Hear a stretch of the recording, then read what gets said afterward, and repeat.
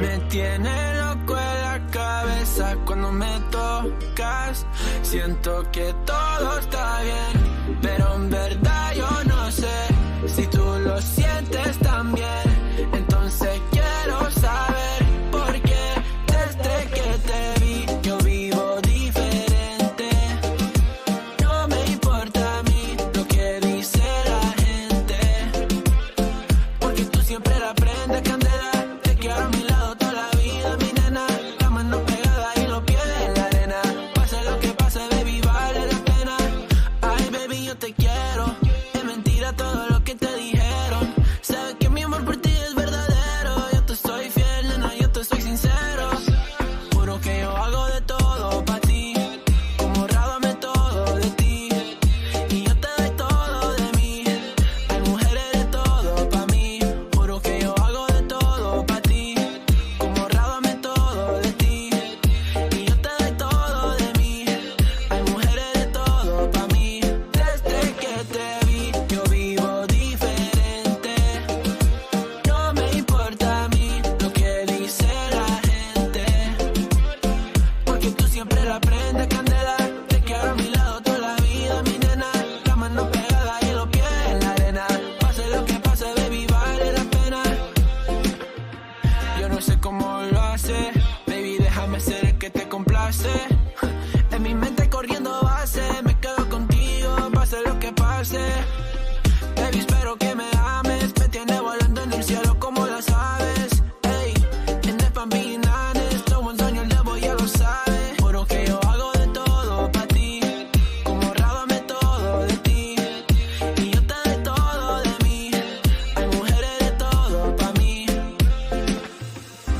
Nena loca, me tiene loco en la cabeza cuando me tocas. Siento que todo está bien, pero en verdad yo no sé si tú lo sientes también. Entonces quiero saber por qué desde que te vi yo vivo diferente. No me importa a mí lo que dice la gente, porque tú siempre la prendes candela. Te quiero a mi lado toda la vida, mi nena. La mano pegada y los pies en la arena. Pase lo que pase, baby, vale la pena, porque tú siempre la prendes candela.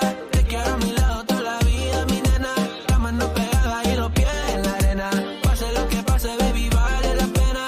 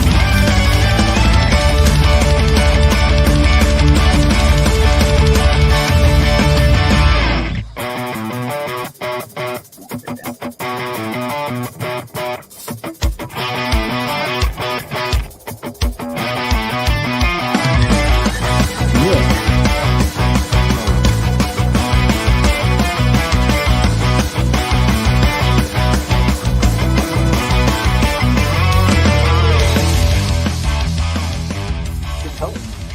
It's great color. What? The colors. It's great colors. Yes. Saludos programas. It is, we're a little bit early, but that's okay. It is Friday, and we had the Rampage, so it is time for the AEW Rampage Cleanup Crew Review. I am Adolfo, the Nerdy Puerto Rican, and here with me is Alice. That's me. And we are your plebeian perspective for this episode of AEW Rampage. And we started this episode off with, on paper, a match that I thought was going to be a lot more exciting than it was. Probably unpopular opinion. But we had Jon Moxley versus Tiger Style Keith Lee with Shane Taylor at ringside. And yeah, it was a slow start. It was a slow start. I didn't like this match. It put me to sleep. Yeah. We live on the East Coast, so it starts late. We have 2 kids. And, if I'm going to watch something, I don't want the first match to be boring. Yeah. So it was definitely a bit of a different Jon Moxley match because there was a lot more technicality that was going back and forth between the two. Because we're so used to Mox coming out and just like getting to a slugfest and then bleeding, and then that is true. So I forgot that was who that was. Yeah. But yes. And then on the flip side, I'm more used to, especially recently having watched a lot of Ring of Honor, I'm more used to Keith Lee doing a bit more of a high energy, high flying attack than he did today. He had some moves, but yeah, it was just very meh as a beginner. It was not their best opener. Not their best opener. I mean, it was so mad that the way we got Jon Moxley to win was that Jon Moxley sunk a sleeper hold on Keith Lee and put him out, and that was it. I mean, and leading up to the match too, they were talking about last time they fought, this is how he won, and it was exactly the same. Yeah, which is boring. Yeah. Which then led to, at the end, Jon Moxley tried to shake Keith Lee's hand, and then Shane Taylor came and snuck Jon Moxley. And then Keith Lee and Shane Taylor began to lump up Jon Moxley. So sure. Not really sure where they're going with this story. If we're going to be seeing Keith Lee and Shane Taylor, I believe in ROH. And again, I've only watched 3 weeks worth of ROH, so I'm still a little, but I believe in ROH, their faction is the Shane Taylor Productions, the STP, and which Keith Lee is part of. So if this is their way of bringing the Shane Taylor Productions, bringing that faction into AEW, is this the one they were talking about, the Blackpool Combat Club?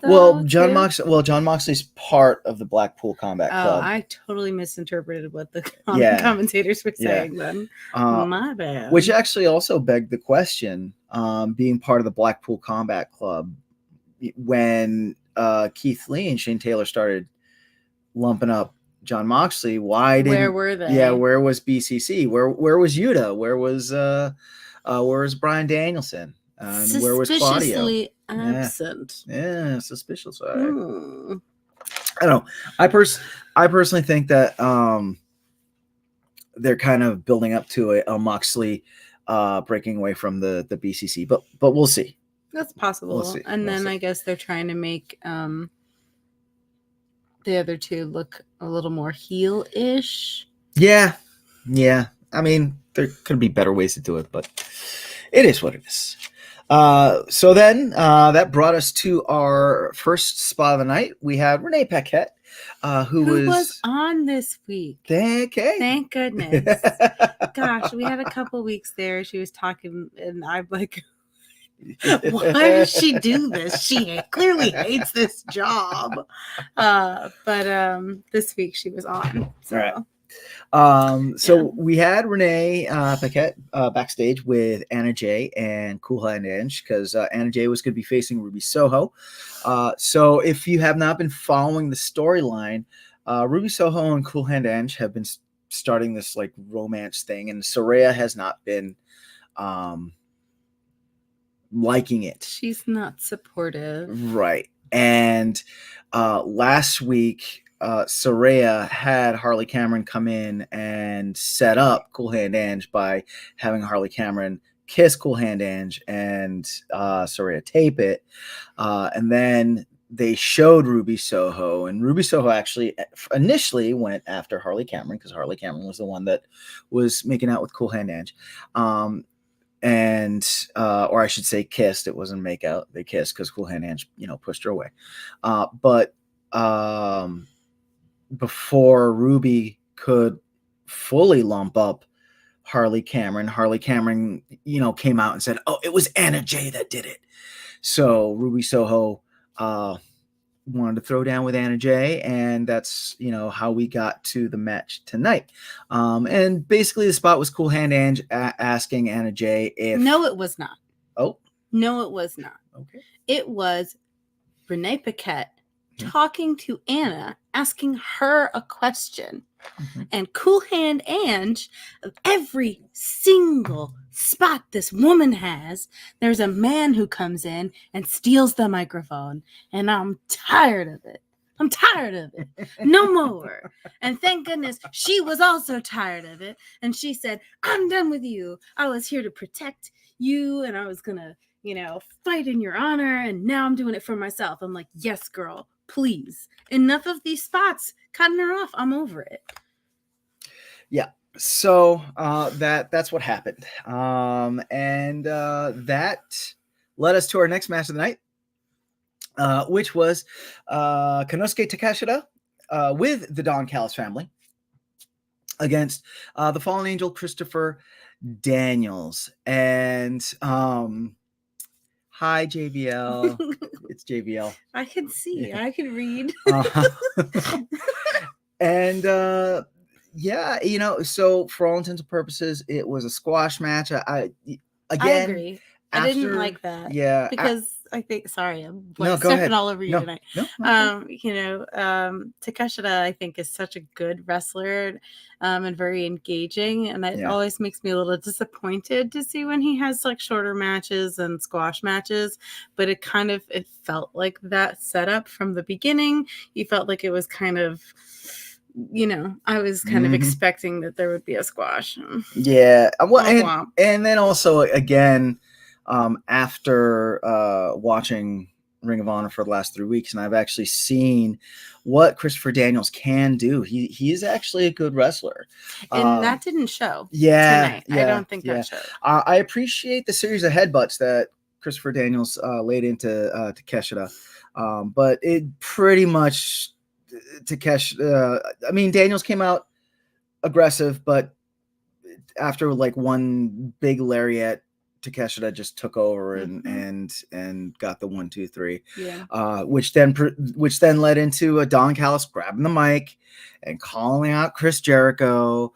And now we're gonna have, I believe, this upcoming week on Dynamite, it's gonna be Kyle Fletcher versus Chris Jericho, and then after that, it's gonna be Takeshita Jericho Part 2. Why? Why are we doing this? Why are we doing this? I don't know. I wanted them to take a little bit of a different angle, right? When Fletcher stole the mic from Callis, I was like, oh my God, you're in trouble. And I really wanted there to be some fractures there and for Fletcher to face some immediate consequences. Yeah.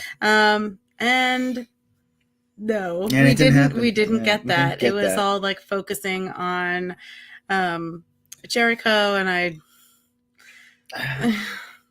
it feels tired. It and I've said this before on various other shows, and I said this while we were watching it, but that stable, that Don Callis family stable of Powerhouse Hobbs, Konosuke Takeshita, and Kyle Fletcher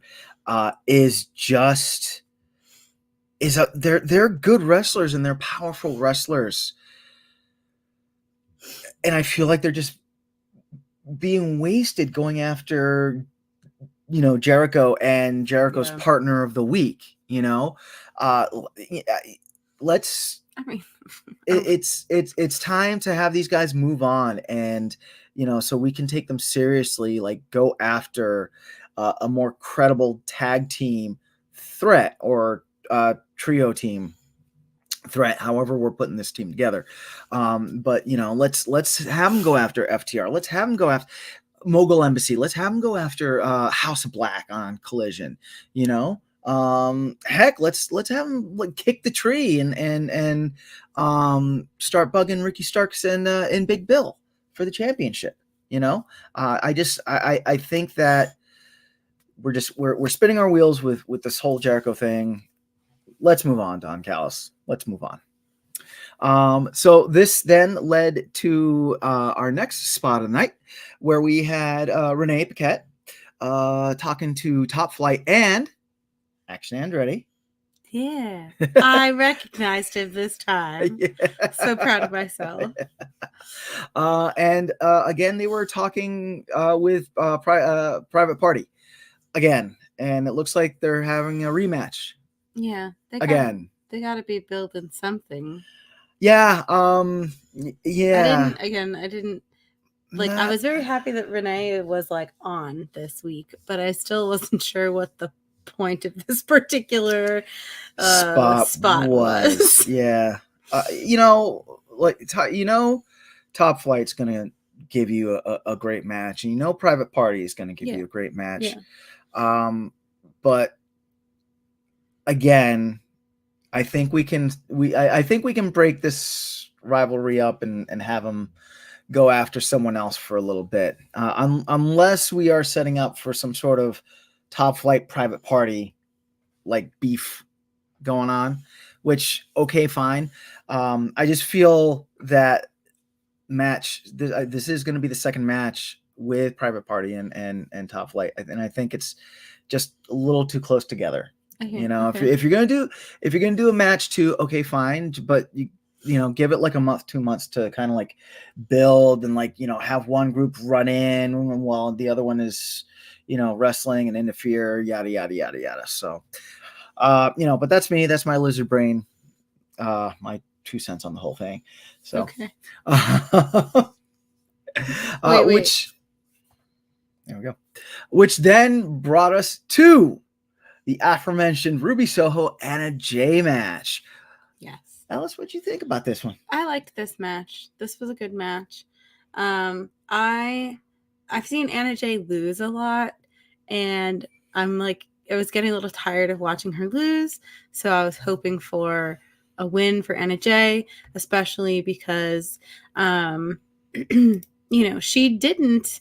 Oh, see, I was going to remind you about these that I thought maybe you didn't actually do them because you keep forgetting. Okay. The slides. The slides. We're professional here, people. Yeah. But, she definitely was super vested, especially with the spot earlier, saying that she's going to fight for herself, that she knows that she didn't set up this whole drama thing. So you could tell that she was really vested in the fight, which really mattered to me. And so she did end up with the win. She did. Via tap out. Yeah. And I loved this. And some people maybe didn't catch it. She screamed right before she pinned or put Ruby in the submission hold.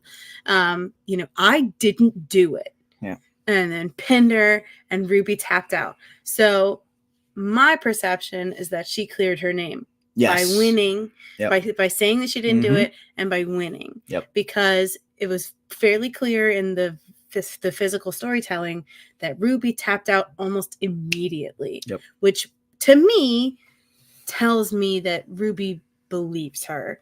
Now, if that's all going to change next week, I don't know. Right. But right now, that's how I'm choosing to interpret. Yes. Yeah. We unfortunately didn't get any post match spots with Saraya, Harley Cameron, Ruby Soho, or Anna Jay. So we're gonna have to wait until I guess Dynamite or something a little later on in the week to see what the reaction, Ruby Soho's reaction, and what Saraya and Harley Cameron's reaction is going to be. But yeah, that's what my takeaway was from the storytelling of the match was that Anna Jay did clear her name. Some other notable parts of the match, Saraya and Harley Cameron did come down with Ruby Soho, and they got caught, and and they got ejected. They did. They got tossed out. Get out after they got caught. Oh, I'm so ready for them to get caught by Ruby. It's gonna be so good. Yeah, I hope it's gonna be good. Yeah. So when it did ended up just being Ruby versus Anna Jay without Harley and Saraya, that's when Anna Jay was able to take over, and she sunk in the Queen Slayer and said I didn't do it. That was her third, I believe, the third Queen Slayer of the match. Yes. So she'd pulled that out. She'd been working it. She'd been working it. So. Yeah. So then after that, stand still notes. No. Yeah, gravity. No. So then after that, we had a spot again. Renee Paquette backstage with Eddie Kingston. Eddie Kingston voiced his disapproval of Bryan Danielson and said that he was going to extend a challenge to Willie Mack to defend his Eddie's Continental Crown. So and that he was gonna pass on Bryan Danielson. So what'd you think of the spot? I don't like Eddie, I'll be honest. I know I'm in the minority. I know that. But I don't like him. And I tuned out. Didn't listen. He showed up. He was by himself. He wasn't looking at the camera. He was looking at Renee. And I'm like, obviously what you have to say is not that important. So I'm not listening. Sorry. So then, after that spot, we had the freshly squeezed four-way, where we had El Hijo del Vikingo, Commander, and Butcher and Kip Sabian. Ken. Yeah. Yes, that Ken. That's what he looks like. Yes. Yeah. But he's Kip, not Ken. I could still see him in a Barbie packaging. He's okay. Kip. Yeah. Okay. Barbie's friend, Kip. Yeah, that's Barbie's friend, Kip. So anyway. Yep. I can't unsee it. Every time I look at him, I'm like, he's just like a Barbie doll. Yeah. He just is. He's Kip, Barbie's friend, Kip. Anyway, and with the leather, the leopard print, I can't. Okay. I'm sorry. So this was a great match. This was a great match. Sure. This was a great main event match. There was a lot of energy. Of course, you knew with Vikingo and Commander coming in that there was going to be a lot of high energy with this match. I felt that the Butcher was actually physically a good yin to the yang for Commander and Vikingo. I agree. I think that's always very interesting when they put the differing types together like that. I think makes for a very engaging match. So I did like that a lot. Yeah. And then I felt that Kip Sabian, Ken, did play his part and play his role of kind of like just being a troublemaker. He wasn't really a big decision changer in the match. No. But he did have some good. He had that one botch off the top rope. Yeah. He I was worried for him for a second. Yeah, but he seemed to bounce right back. Yeah, he tried to do some sort of leap to the top rope and then come off the top rope and try for like a Hurricane Rana or something like that, but he botched it, missed. Either his feet didn't land on the rope or he hit the rope with his feet. then the rope gave too much or something like that. But he ended up kind of like half hitting Commander and half falling on his face. Yeah. So it was it was interesting. Yeah. But we had a lot of great back and forth. We had a lot of great storytelling. Because there were 4 people in the ring. You didn't have the luchadors do the normal spastic luchador thing where it's like 15 minutes of them just going like high energy. I did kind of miss that. Yeah, I like watching that. Yeah, no, yeah. I mean, I love me my luchadors. You know? Yeah. And I was worried. I will admit, I was worried coming into this that this was going to be the stereotypical. We're bringing the luchadors in to make the other guys look good, but I was wrong. Because Commander got the win and is facing Orange Cassidy on tomorrow night's Collision for Orange Cassidy's belt, which was a pleasant surprise for me. Yeah, I went into this like hoping that Vikingo would win, but knowing that his chances of winning were low. And then when Commander won, I was like, oh my gosh, like he wasn't the one I wanted, but it was a luchador. So like, yeah, I'm excited. Yeah. I'm looking forward to seeing what that match between him and Orange Juice looks like. Orange Juice. Yep. It's going to be a high energy match. I can tell you that much. Yeah. It's going to be also interesting if they actually have Orange Cassidy drop the belt. I just feel, well, no, they really couldn't do that because they have Neck Strong. What's his face? The dude that was part of the Devil Squad. Adam. Anyway, him. He's gunning for Orange Cassidy's belt, and that's going to be the big. So not Adam. No, not Adam Cole. The other. The other guy. I can't remember his name. Roddy Strong. Thank you, JVL.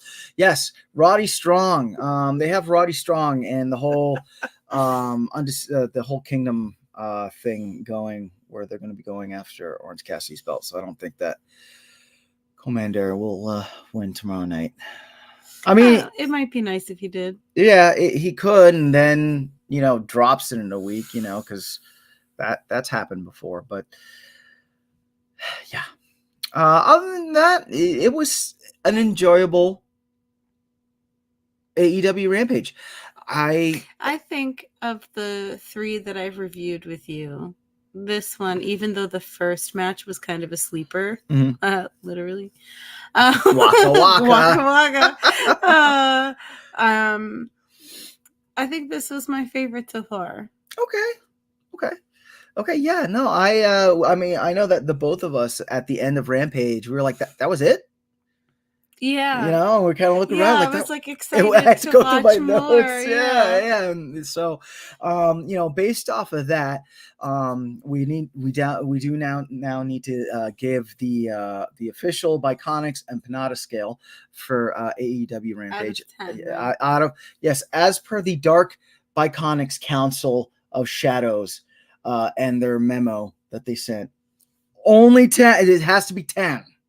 10 empanadas. 10 empanadas. Well, I'm not giving 10.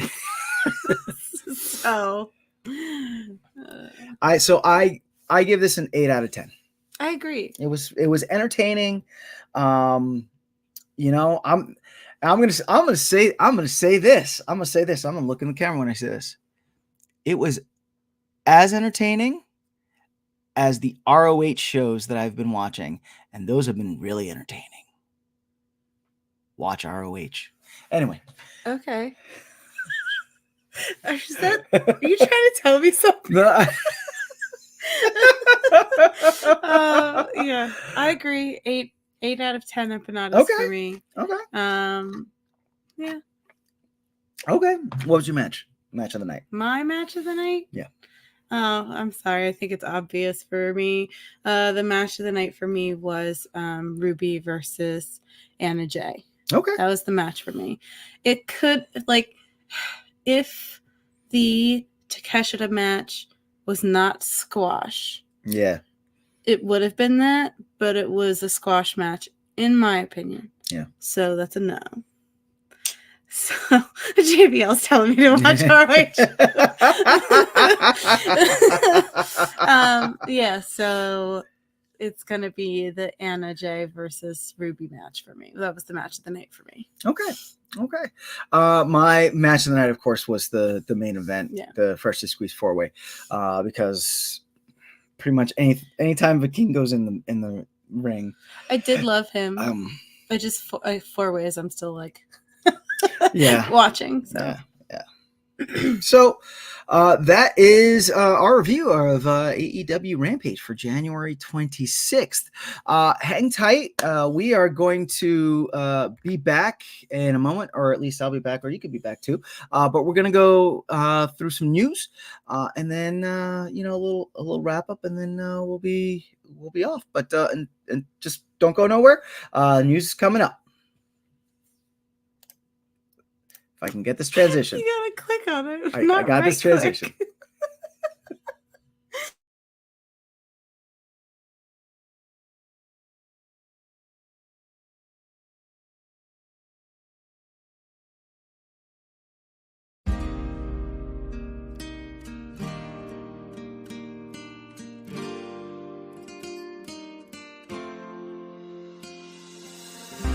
Nena loca, me tiene loco en la cabeza cuando me tocas. Siento que todo está bien, pero en verdad yo no sé si tú lo sientes también. Entonces quiero saber por qué desde que te vi yo vivo diferente.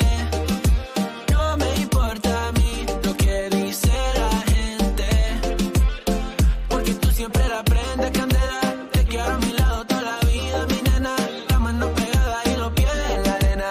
Pase lo que pase, baby, vale la pena. Ay, baby, yo te quiero. Es mentira todo lo que te dijeron. Sabes que mi amor por ti es verdadero. Yo te soy fiel, nena, yo te soy sincero. Juro que yo hago de todo pa' ti. Como rábame todo de ti. Y yo te doy todo de mí. Hay mujeres de todo pa' mí. Juro que yo hago de todo pa' ti. Como rábame todo de ti.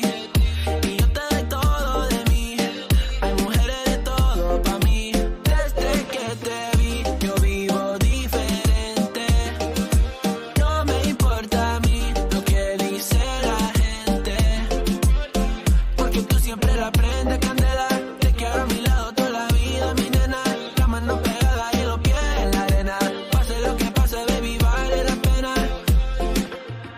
Yo no sé cómo lo hace, baby, déjame ser el que te complace.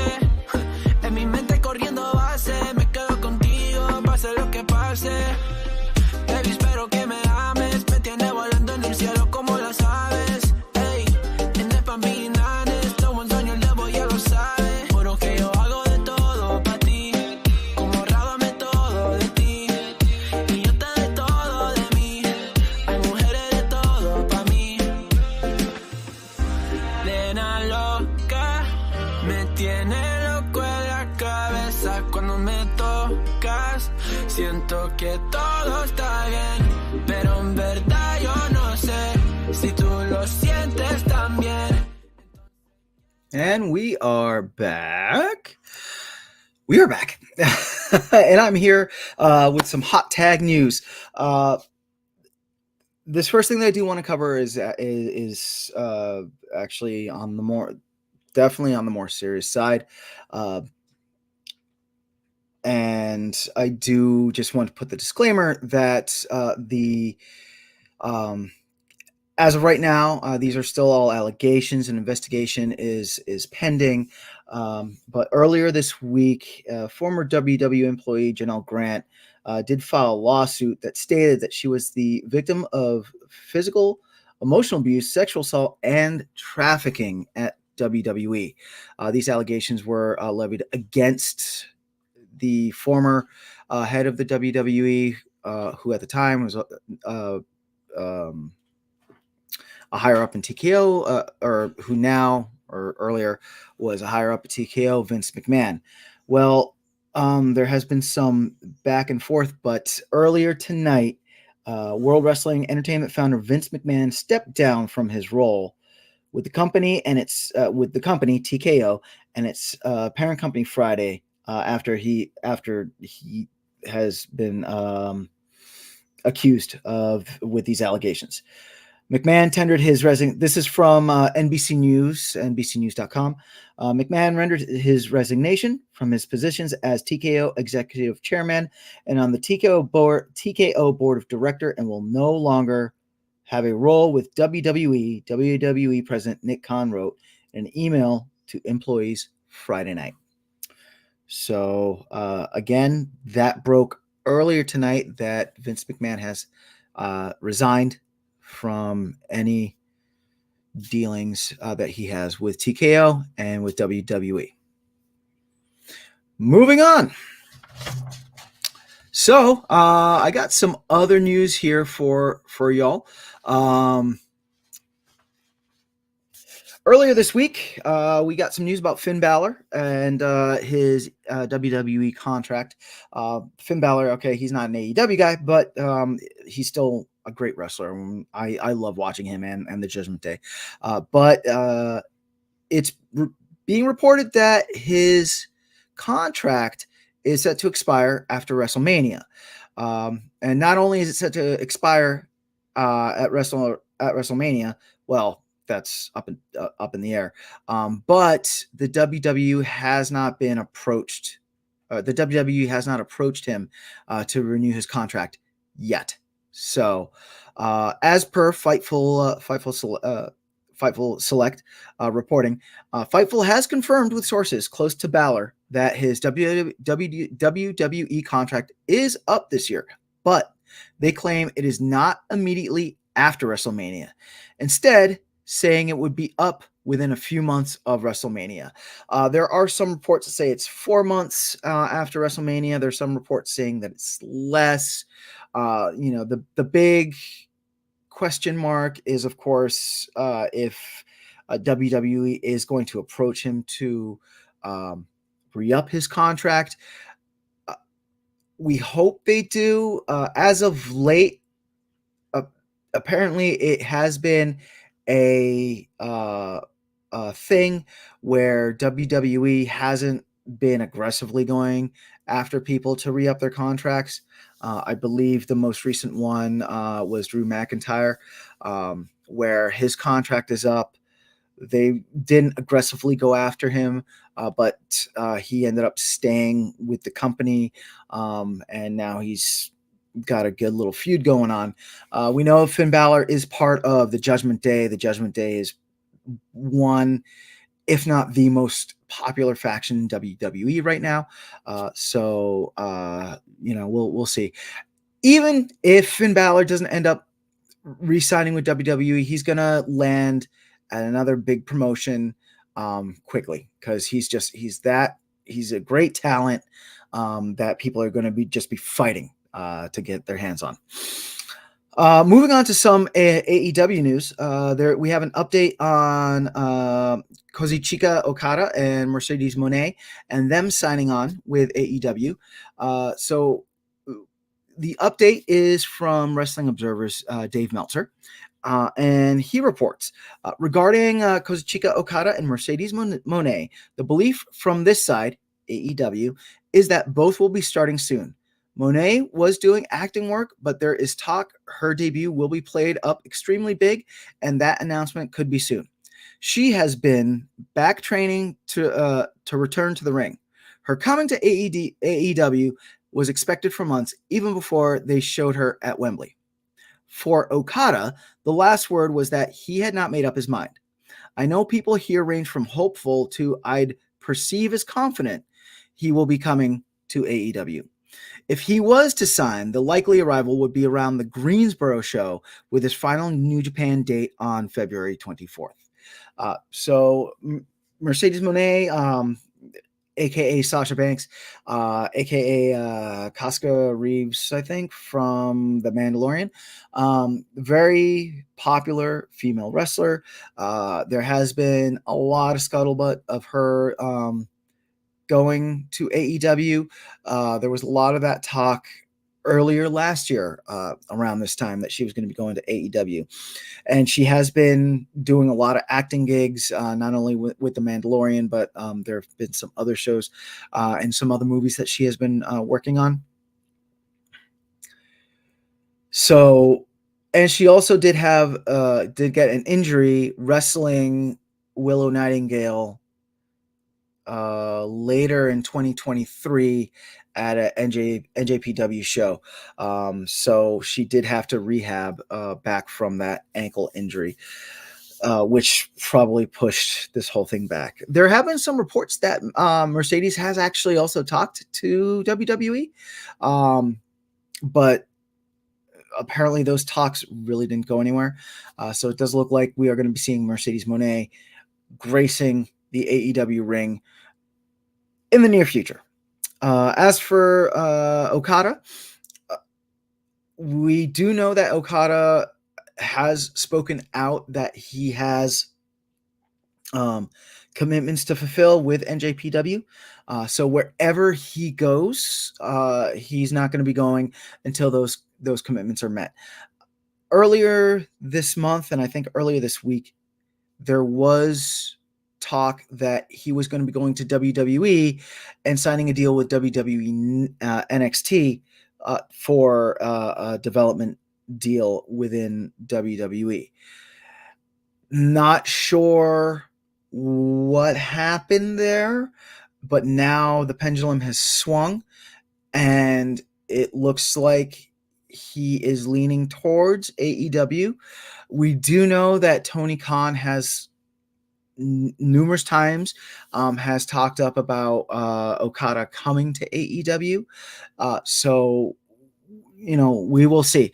As the man Mick Foley so aptly said, anything can happen. I mean, heck, CM Punk is back in WWE. So we just got to wait and see.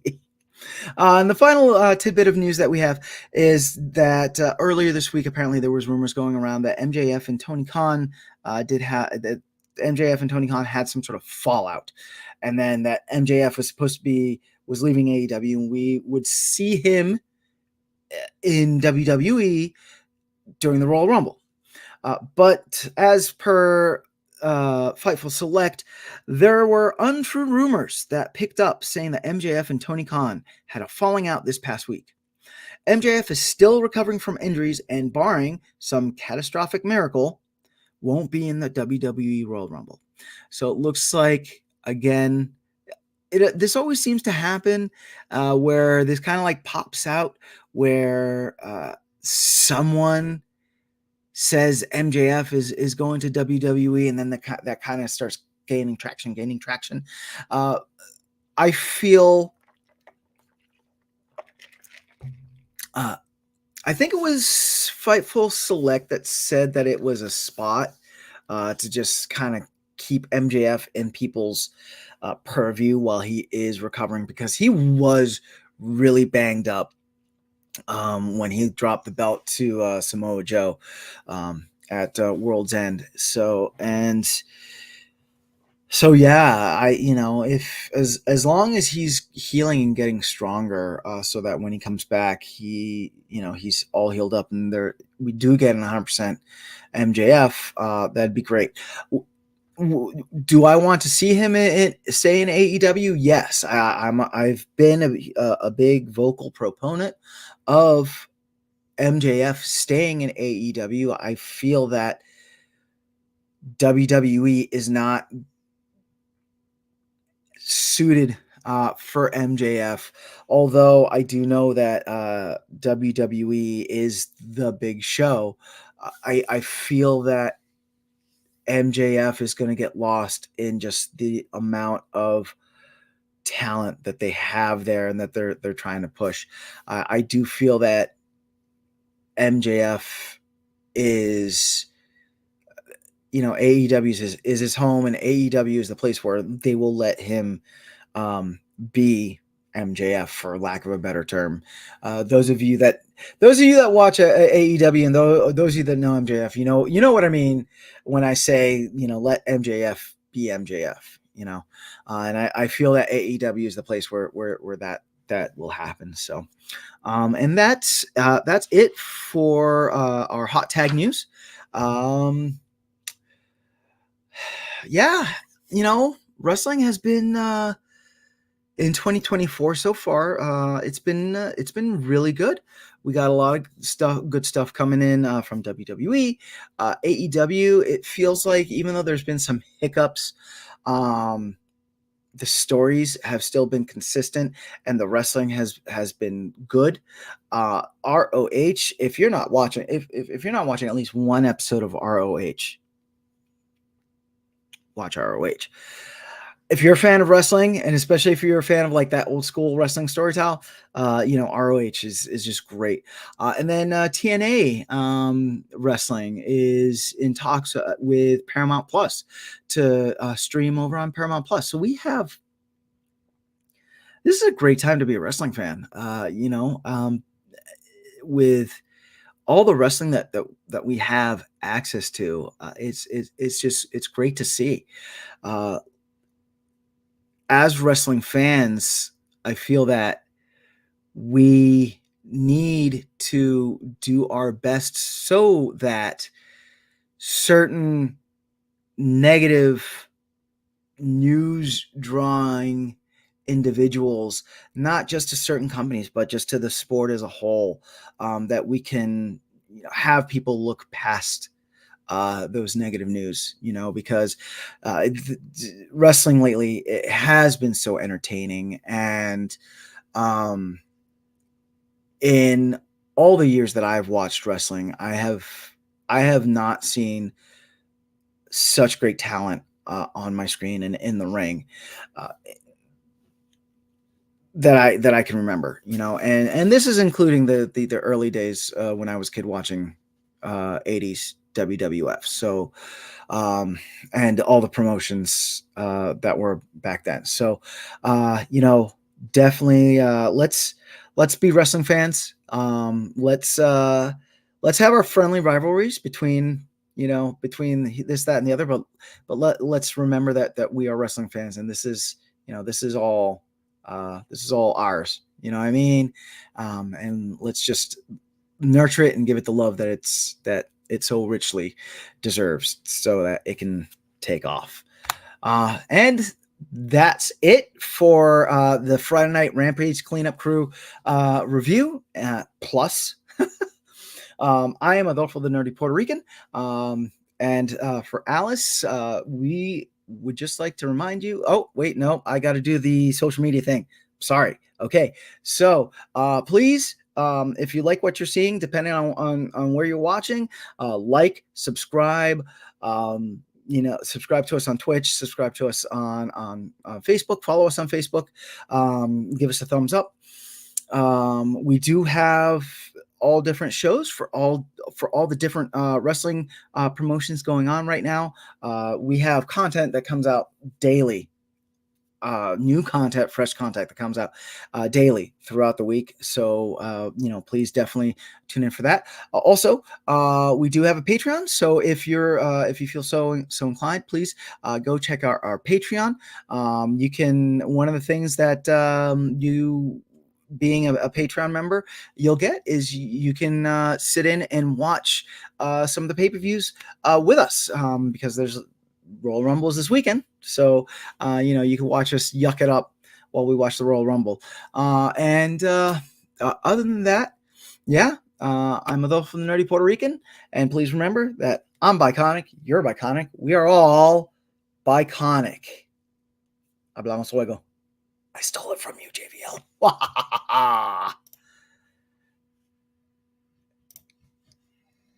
Bye.